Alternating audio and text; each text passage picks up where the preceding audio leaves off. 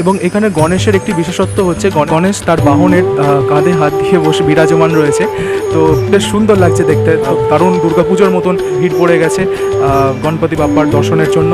তো আজ আমরা চলে এসেছি এমন একটি স্থানে যেখানে এবছর গণেশ পুজোর থিম লালকেল্লাই গণপতি। তো দেখতে পাচ্ছ পিছনেই কত সুন্দর করে লাইটিং শো হচ্ছে, এটি সেই লালকেল্লা তৈরি করা হয়েছে এবং এর ভেতরেই গণেশ পুজো হচ্ছে। তো চলো সঙ্গে থাকো, দেখতে থাকো ভিডিওটি। প্রতিটি ভিডিওর মতন এটিও একটি খুব ইন্টারেস্টিং ব্লগিং ভিডিও হতে চলেছে। চলে এলাম, নমস্কার সবাইকে স্বাগতম জানাই আমার ইউটিউব চ্যানেল শুভদীশ জার্নিতে। চলে এলাম একটা নতুন ভিডিও নিয়ে। সবার প্রথমে জানাই গণেশ চতুর্থীর আন্তরিক শুভেচ্ছা। তো এই গণেশ পূজার মাধ্যমেই আমার পুজো পরিক্রমার সূচনা হলো। তো এখন আমি চলে এসেছি বাগুইহাটি জগৎপুর সন্তোষপুরে।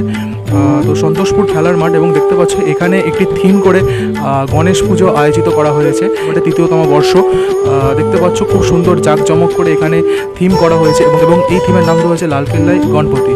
তো দেখতে পাচ্ছ আমার পিছনেই লাইটিং শো হচ্ছে, এটি হচ্ছে লালকেল্লা এবং লালকেল্লার মধ্যে শ্রী গণেশের পুজো করা হয়েছে।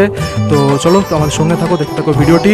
তোমাদেরকে গণপতি বাপ্পার তো দর্শন করাচ্ছি। যদি ভিডিওটি তোমাদের ভালো লাগে তাহলে অবশ্যই লাইক করো, কমেন্ট করে জানিও ভিডিওটি তোমাদের কীরকম লাগছে, এবং চ্যানেলটা অবশ্যই সাবস্ক্রাইব করে নোটিফিকেশন বেলটি অন করতে ভুলো না। তো চলো সঙ্গে থাকো, দেখতে থাকো।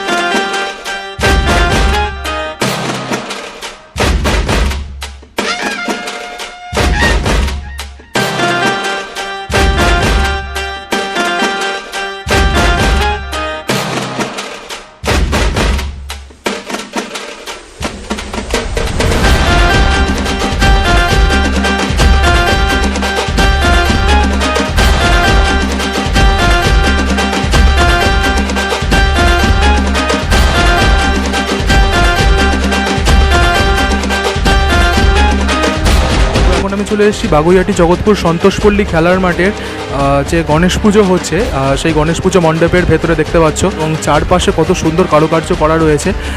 দেখতে পাচ্ছ আশেপাশে বিভিন্ন রকম আর্কিটেক্ট করা রয়েছে, খুব সুন্দর শিল্প কারুকার্য করা রয়েছে। দেখে মনে হচ্ছে না এটা গণেশ পুজো, সাধারণত দেখে মনে হচ্ছে দুর্গা পুজোর কোনো থিম করা হয়েছে।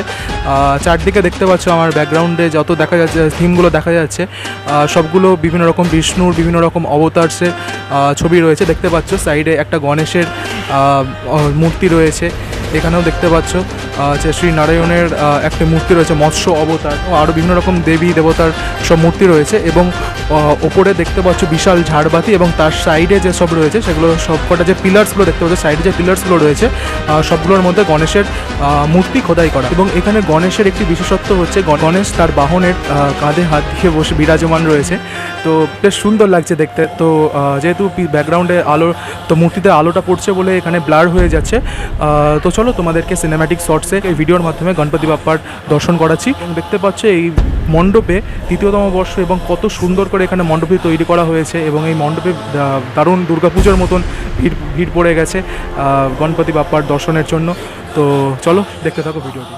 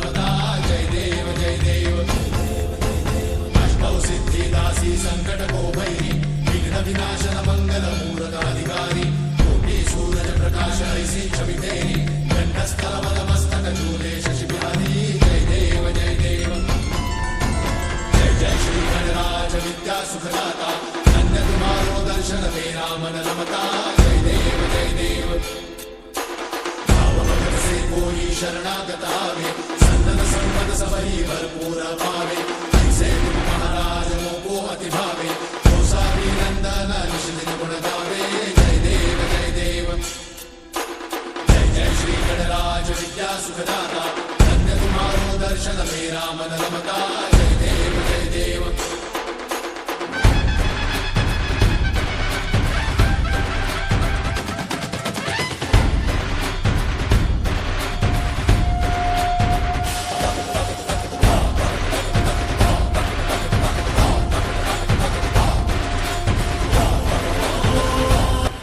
তো ভিডিওটি তোমাদের কীরকম লাগলো কমেন্ট বক্সে আমাকে অবশ্যই জানাও। তোমাদের এলাকায় যদি এরকম বড় করে গণেশ পুজো হয়ে থাকে তাহলে সেটাও আমাকে কমেন্ট অবশ্যই জানিও।